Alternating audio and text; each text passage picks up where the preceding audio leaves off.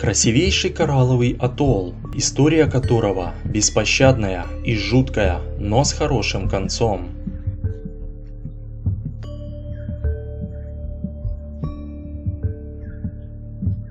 Остров Клиппертон – это коралловый атолл, находящийся в восточной части Тихого океана, к западу от Коста-Рики. Остров принадлежит Франции. Площадь 1,7 квадратных километра. Наивысшая точка 29 метров над уровнем моря. Население отсутствует. Происхождение острова определено стыком литосферных плит из-за трещин в земной коре. Высвобождалась лава, и таким образом начал образовываться вулкан, который затем со временем начал уходить под воду, а песчаная полоса вдоль вулкана осталась на поверхности за счет обрастания кораллами. Так и образовался атолл Клиппертон, который мы сейчас наблюдаем. Коралловое кольцо имеет овальную форму. Кольцо отделяет лагуну от океана. Существует очень мало атоллов, у которых настолько узкая полоса суши. Самая широкая полоса земли на атолле около 400 метров, расположена на северо-западном побережье. Брошенное поселение и большая роща кокосовых пальм находится на юго-западе атолла. Кстати, по поводу поселения мы с вами поговорим чуть позже. Лагуна острова глубоководная, достигает в ряде мест 22-43 метра в глубину. В одной точке глубину промерить так и не удалось. Там находится стоячая вода с существенным содержанием серной кислоты. А кислота – это эхо прошлого вулканического образования. Рыба в лагуне не обитает, да и живых существ вы там тоже особо не найдете. Климат на острове тропический, с незначительными температурными колебаниями, но с сезонными ливнями и штормами. Среднемесячная температура на Клиппертоне редко опускается ниже плюс 26 градусов по Цельсию, а в июне она достигает показателя плюс 28 градусов по Цельсию. Дневные и ночные колебания температуры воздуха незначительные, хотя в зоне, в которой находится Клиппертон, не случаются сильные ураганы, как на Карибском море. Штормы здесь частое явление. Сезон дождей длится с мая по октябрь. Остров омывается теплыми океаническими течениями. В настоящее время Клиппертон почти лишен растительности. Однако захват острова мексиканцами, сопровождавшийся интродукцией свиней, привел к тому, что в начале 20 века 80% поверхности Клиппертона было покрыто растительностью. К концу 19 века местная флора полностью исчезла. Эта экологическая катастрофа могла случиться или из-за цунами, возникшего вследствие землетрясения, или по вине человека.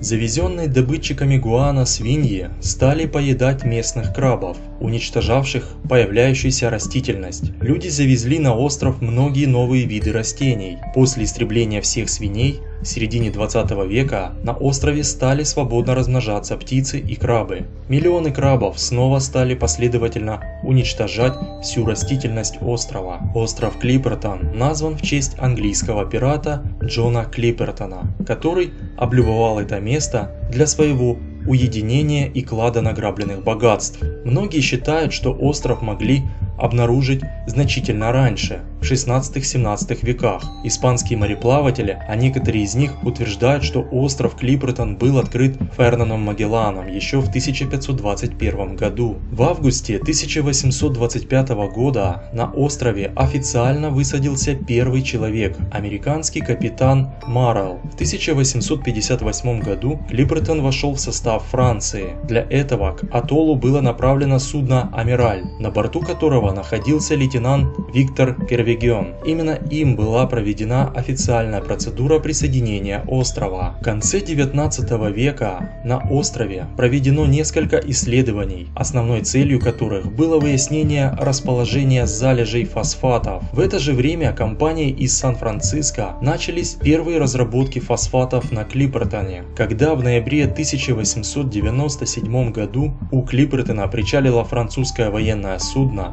Дюге-Труэн экипаж обнаружил 3 рабочих, которые занимались добычей фосфатов. Разгорелся дипломатический скандал между двумя странами, но в конце концов американское правительство пошло на уступки и отказалось от своих прав на атолл. В 1897 году Клиппертон был захвачен Мексикой, объявившей его своей собственностью на основании того, что он находился вблизи ее территориальных вод и активно использовался мексиканскими рыбаками и моряками. Мексика отправила на остров военный гарнизон, который развернул на Клиппертоне лагерь. В нем проживало порядка 100 человек. Мексика установила в 1906 году на скале Клиппертон маяк и организовала совместно с Великобританией добычу фосфатов. В 1914 году на остров высадился военный гарнизон из 12 солдат со своими семьями и смотрителя маяка для контроля острова. Однако из-за труднодоступности Клиппертона разработки были экономически нерациональны, в результате чего компании по добыче часто менялись, и во время Первой мировой войны остров был оставлен в покое. На острове остались военные со своими семьями. Правительство Мексики их просто бросило из-за проблем войны,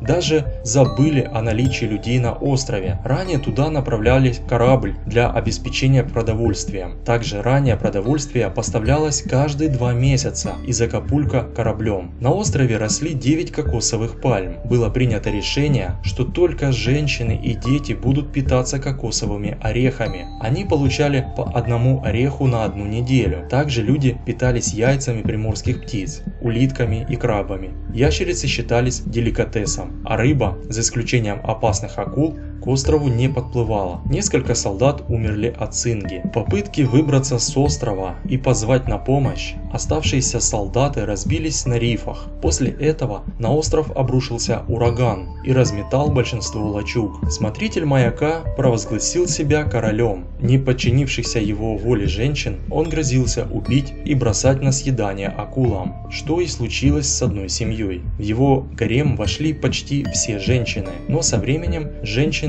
не намеревались терпеть насилие и расправились с тираном-смотрителем маяка. В 1917 году, а в этот период шла Первая мировая война, американский корабль Йорктаун приплыл к острову для проверки наличия немецких военных баз. Экипаж корабля встретил на острове Клиппертон истощенных полубезумных 11 человек, 3 женщин, 1 подростка и 7 детей. Выживших доставили в мексиканские Салина-Крус, где их встречали будто вернувшихся с того света. В 1959 году Франция предложила французское гражданство 11 выжившим островитянам и их потомкам, но никто так и не согласился принимать французское гражданство. Во время Второй мировой войны США оккупировали остров и организовали на нем сверхсекретную метеостанцию, проработавшую до октября 1945 года. Американский президент Рузвельт был убежден, что остров может сыграть очень важную роль в войне, и дал указание разместить на нем